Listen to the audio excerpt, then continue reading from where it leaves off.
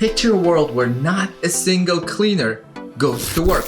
It's like overnight we all decided we are not gonna go to work anymore.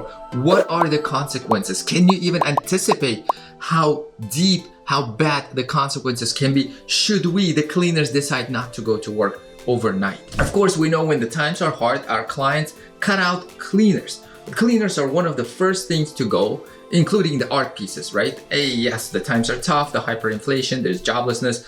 I don't have as much money, so I can live without this piece of art, or I can change my own trash can. And that's the common perception and misunderstandings that cleaners are a very hard, labor-intensive work. So on top of us not coming up and the aesthetics that will get suffered, right? Like the trash, the cobwebs, the water stains, the floors start looking dull.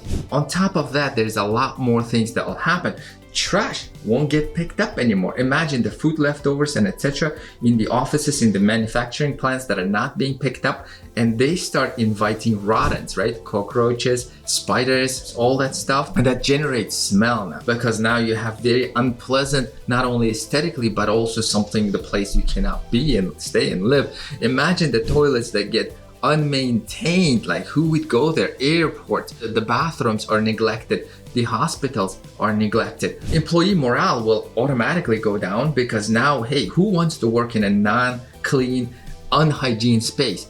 Which means the productivity now goes down because, hey, if you don't want to work, then you're not going to work well, which means you're not going to produce well what we need for human society to survive. Chemical supply and manufacturing will suffer because now they're not creating that product, and transportation, which is related, and related industries such as boxing, they won't function anymore, which means those businesses will go out of business. Maintenance costs will go up. So there are things. So think about HVAC equipment. The HVAC equipment in our homes or in industrial facilities or in commercial facilities, it needs to be maintained to properly function. Like HVAC filters need to be changed out, the ductwork needs to be cleaned. Imagine this is not getting done, and that equipment will now start breaking down, which means now it gets colder in a cold and hotter in hot, super humid. That invites the bacteria and viruses to grow and flourish. Or the floors, same with the floors. If we do not maintain floors or carpets,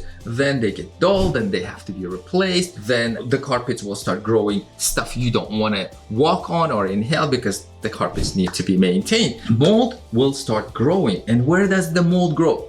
Any place that is damp and dark. When mold will grow, people will start inhaling it. When you inhale it, what happens? Now you have medical conditions that you start developing that will not only allow you not to have a healthy, productive life, but also actually become unproductive. And now you're becoming a burden to those who are taking care of you, taking their opportunity from work and creating, etc. Everyday surfaces will be contaminated, so the viruses will burst out, including all the viral diseases that you can pick up from the air, tuberculosis. They will just flourish because now nobody is disinfecting those surfaces and tackling that.